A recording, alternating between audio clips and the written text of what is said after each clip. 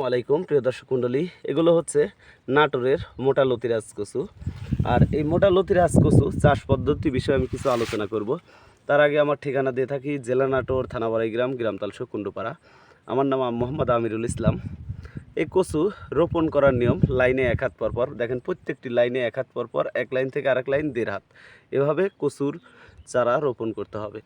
এবং কচুর চারা রোপণের পরে আপনার ডিএপি সার, ইউরিয়া সার এবং সাথে বাসুডিন, ফোরাডান জাতীয় বীজ ব্যবহার করতে হবে। তাহলে কচুতে পচন ধরার সংখ্যা থাকবে না। এই জমিতে দেখেন একটা গাছও পচন নেই, কি সুন্দর দেখতে। গাছে বলে দিবে যে পচন কোন গাছে ধরবে, কোন গাছে ধরবে না। কারণ আপনারা যদি দানা বীজ ব্যবহার করেন তাহলে ওই গাছে পচন ধরার সংখ্যা খুবই কম থাকবে।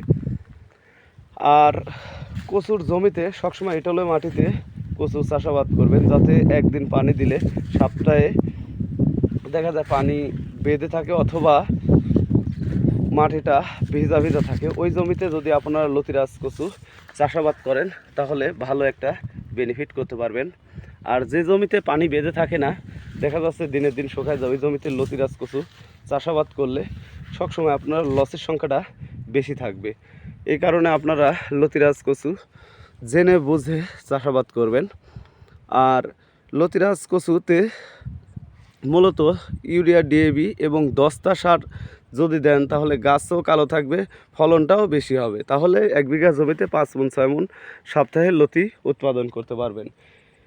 তো প্রিয় দর্শক মণ্ডলী, ইদানিং অনেকে বলতেছে যে 10 মণ 12 মণ করে বিঘাতে ওঠে। এগুলো কথা আপনারা বিশ্বাস করবেন না, কারণ আমি নিজেও চাষি। কারণ আমি কখনো আমার জমির থেকে 10 মণ লতি উৎপাদন করতে পারি নাই। কারণ সপ্তাহে 5 মণ 6 মণ পিওর যদি খুবই ভালো চালানো হয় সেক্ষেত্রে 7 মণ লতি উৎপাদন করা যায়। তো দর্শক মণ্ডলী, ভালো থাকবেন, সুস্থ থাকবেন। আসসালামু আলাইকুম।